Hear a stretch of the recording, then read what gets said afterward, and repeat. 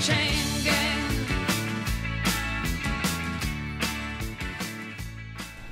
Well, thanks, Miss Stewart. That last one was fabulous. Thank you. I loved it.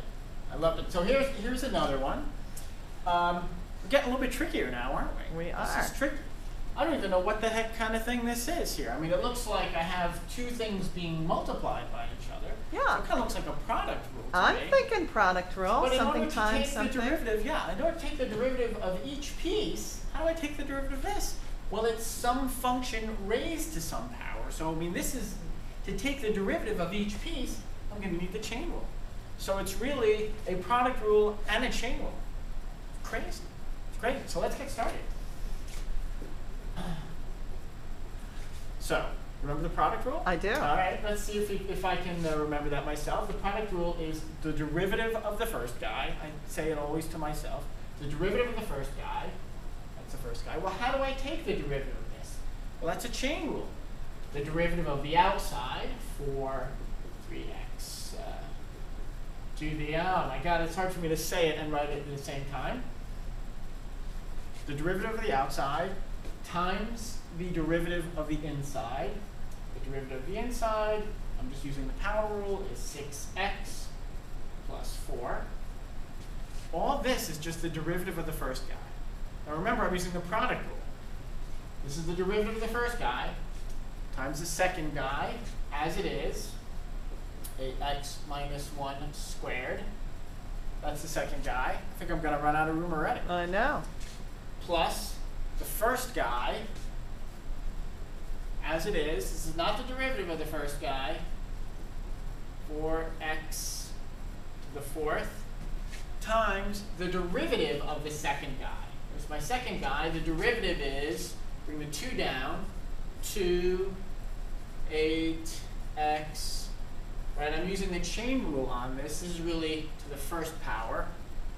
Right, this is just the power rule. Bring the 2 down, whatever the inside is, subtract 1, times the derivative of the inside, 8.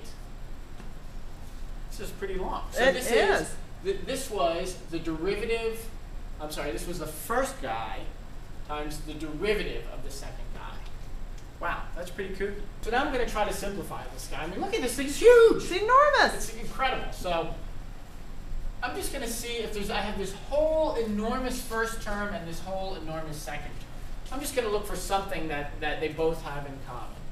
Can I factor out, I don't know, what do you think, Ms. Stewart? I think I can factor out a 4 from both of them. Yeah. That's going to work.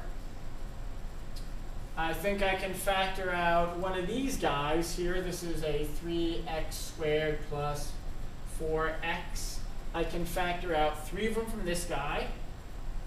And 3 of them from this guy. That would leave me just one of them. And what else can I factor out? Not this guy. I think I can factor out an 8x minus 1. Just one of them. So you're looking for common factors in those two big terms? Is that what you just did? That's what I'm looking for. How neat. Yeah, that's amazing. So I factored out the 4. I factored out 3 of these guys. So the only thing left from this first whole big mess here, I factored out one of these. That's it. That's the only thing left. 6x plus 4. See what I did, Stuart, there? Right. Got rid of the 4. Got rid of 3 of these. Got rid of, wait a minute. One of the 8x minus 1. So you have that yeah, I too. got that left too. Wow. All right. And from the second guy, I got rid of 3 of these. So I have 1 left. 3x squared plus 4x. Got rid of this guy. Got rid of a 4. So if I got rid of a 4, if I factored out 4 from that, that would make this a 2. 2 times 2 is 4. Woohoo! Look at that beast. That is a beast. That is a beast. Should I keep going? Keep going. All right. So basically you're factoring this guy and just cleaning up your factors. That's all I'm doing. Now I got to clean up this whole big mess here. Throw in an X there by your 8, Mr. Haas. Thank you. Thank you. Thank you. I'm glad you keep me honest That's there. right. Okay.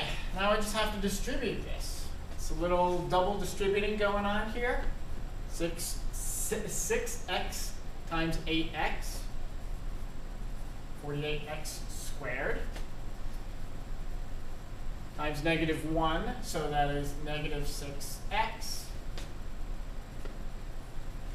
How am I doing so far? Great.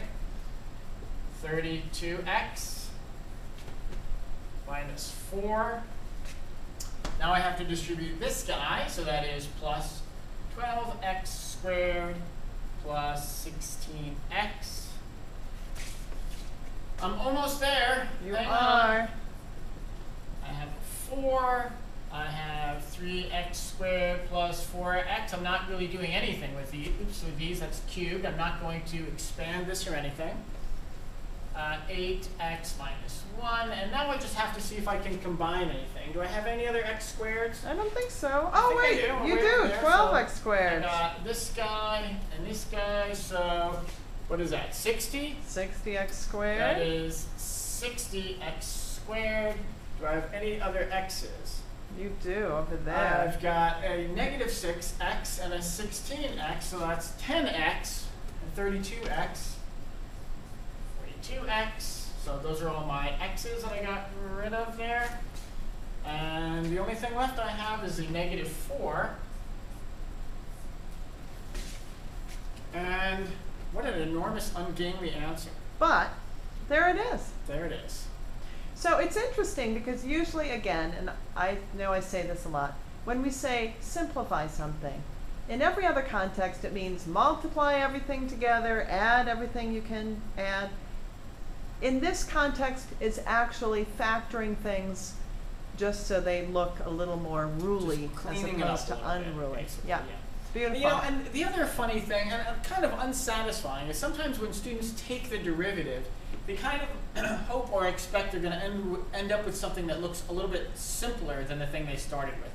A lot of times that's not the case. The derivative ends up being a function that actually looks way more complicated and messier than the thing they started with. Which makes sense. 'Cause Which you're is just- fine. Yeah, That's I just mean, the way it is. right, it's just Yep. a different function. Finding the slope Yep. instead of function. Back on the Beautiful train design, thank you.